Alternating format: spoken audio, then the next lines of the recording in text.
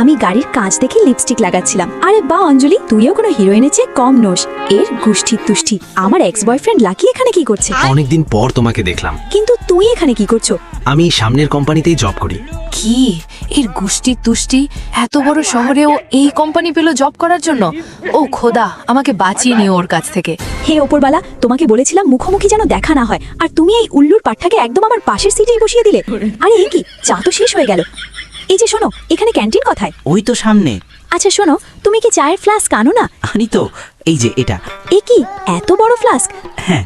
আচ্ছা শোনো, চায়ের ফ্লাস্ক ছোট আনা করো, যাতে ক্যান্টিনে বারবার যাওয়ার বাহানায় একটু আরাম করার সুযোগ পাওয়া যায়। না, এতে আমার সময় বাঁচে আর আমি নিজের কাজটা ভালোভাবে করতে পারি। বোকা কোথাকার। আমার রানী, তুমি আজও সেই আগের মতোই চঞ্চল আছো। 5 4 3 2 1, এই তো ছুটি। এ কি, সময় শেষ হওয়ার পরেও এই লোকগুলো কাজ করছে কেন? শোনো, 5টা বেজে গেছে, তাও কেউ বাড়ি যাচ্ছে না কেন? আরে না,